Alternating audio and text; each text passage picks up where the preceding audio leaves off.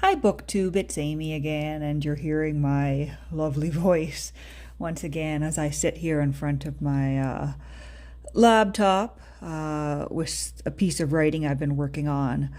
And this one is on the letters of Madame de Sévigné. And it's half finished. This is, an essay I've been working on that I don't have all the answers to yet. And I'm realizing it could be years before I'm able to find a definitive answer to some of the questions that I have about the J.P. Horn Carnavalet edition of the letters. And so this one is tentatively called The Letters of Madame de Sévigné, Forming a Research Path, because that's really where I find myself here in March of 2025. Still seeking a question, an answer to a question that I've had for more than 8 months since last August of 2024.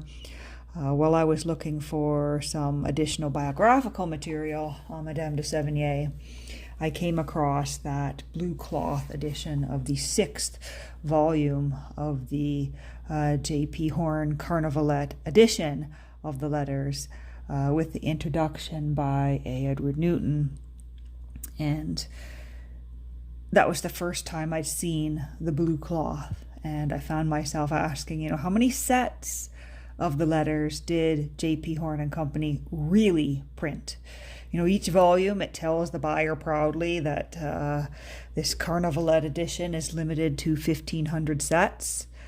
But that statement does not make clear whether that 1,550 is inclusive to all bindings or whether there are 1,550 sets of each binding. Does that include, 1,550 sets of red cloth, 1,550 sets of blue cloth, 1,550 sets of red Morocco and brown Morocco, possibly other bindings? And I don't have the answer to that yet. And unfortunately, even in this era of the internet, everything we want to know is not online. I set out on a fact-finding mission here several months ago, but the internet does not have my answers. Our first step in this era of research is search engines. But when it comes to things like this, things I would call obscure matters, those search engines don't really help us. There's no Wikipedia pages or Reddit threads or digitized articles that I can rely on for my answers. There's no ebooks, there's no videos, there's no blog posts. AI is useless. All that's going to do is scour the internet for information that's available. That's unhelpful. There's more effort required here. I've got to turn to old school styles of research.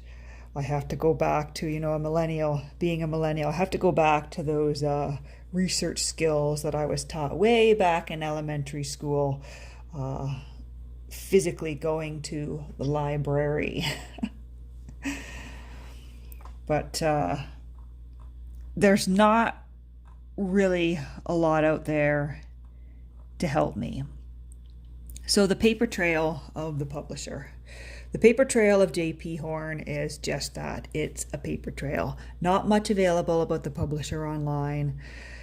There's little available about them at all, really, because as it turns out, they really weren't in existence for very long at all. They seem to have commenced their operations sometime around 1902 in Pennsylvania in the Philadelphia area. And by 1930, just 3 short years after their publication of the Letters of Madame de Sévigné, the New York State auction records indicate that the company was sold at auction by Henkel's Auction House. This information is provided by the Philadelphia Area Archives, which does have a great website. And the Philadelphia Area Archives also led me in what I think is the right direction. So they say that the University of Pennsylvania's Kislik Center for Special Collections, Rare Books and Manuscripts have 1.4 linear feet, or 4 boxes, of material on J.P. Horn in their collection, including account books, invoice books, order books, and miscellaneous correspondence regarding finances from J.P. Horn and from Campion and Company, which appears to have worked alongside them. And so I think it's more than likely that somewhere in those 1.4 linear feet is the answer to my question about the total print run and the total number of bindings for this edition. Now, unfortunately, that collection is not digitized, and it's only available to researchers in person by appointment in Philadelphia, in Pennsylvania, in the United States. So short of an international trip down to Philadelphia or a friendly and obliging American, I'm unlikely to find my answer anytime soon. I can only theorize. And if the answer isn't at that Kislik Center, the answer could be in the Newton Papers at Princeton University, or it could be in the Newton Papers at the University of Denver, that also has a collection of correspondence and ephemera from Newton. So at this point, I can only theorize. So the red cloth set, which is the set I own, appears to be the most common. Now, we could theorize that there may be several explanations for that. The first possible explanation could be that the 1,550 encompasses all the sets ever published, and that the majority of those 1,550 sets were bound in red cloth, with a smaller, unstated number being bound in the blue cloth and in the Morocco leather. I sort of lean against this theory, though, because if the full number of sets was truly limited to only that 1,550 all-encompassing, it seems likely to me that the number plate in the books would specify how many of each binding were produced. For example, the red cloth set might tell you on the number plate that's, for example, 750 of those sets were produced in red cloth. And the Morocco leather might tell you that only, 250 of the sets were bound in leather. And this would be because the publisher would wanted to have emphasized how much more limited certain bindings were.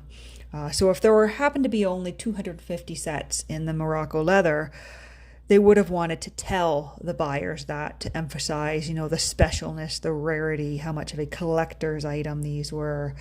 And if there were fewer blue as opposed to red, they may have wanted to do the same thing. But we don't see any of that. If I look at other books on my shelf, for example, William Orcutt published his Kingdom of Books in the same year, in 1927. And that publication included a limited edition of 475 copies in quarter-bound white vellum that were printed and inscribed by the author. Now, the number plate for those adds that of those 475, only 450 copies were for sale. We would presume that the 25 copies that were not for sale were kept or gifted by Orcutt and his publisher.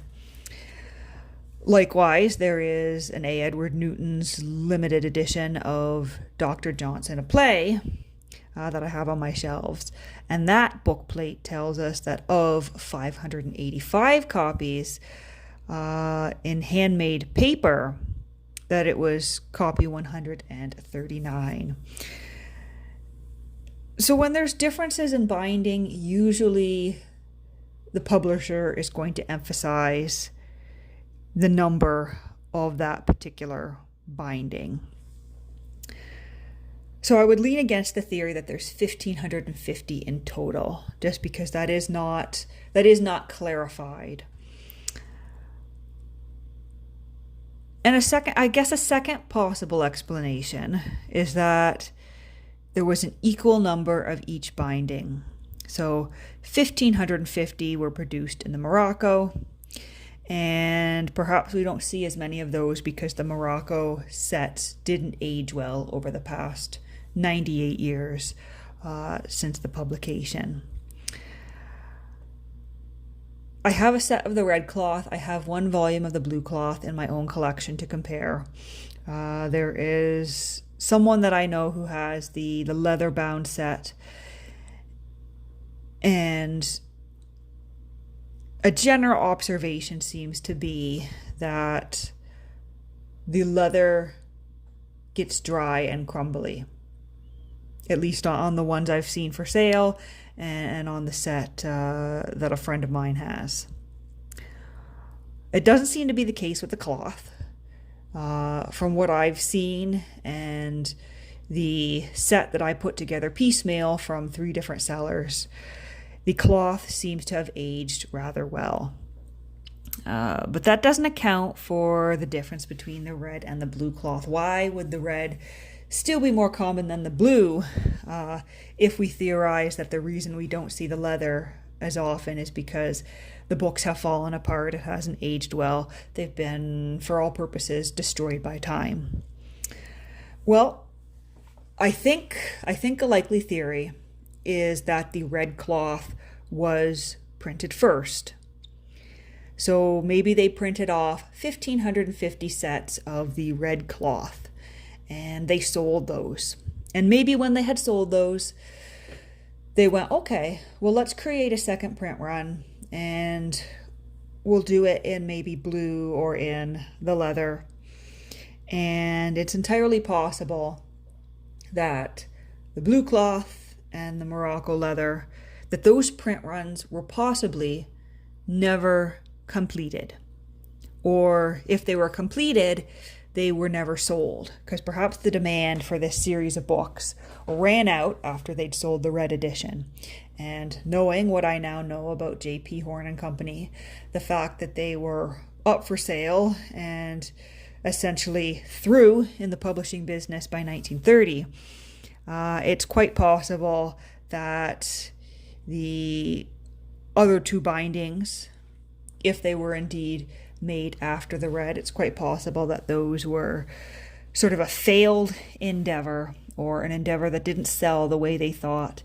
And it's quite possible that with the market exhausted, or with the publishing house bankrupt or up for auction, it's hard to say which based on my limited information, but with the publishing house ceasing to exist by 1930, it's quite possible that what remained of that blue and Morocco print run, it could have been never sold, and it could have been destroyed, sent for binder's waste, sent as waste.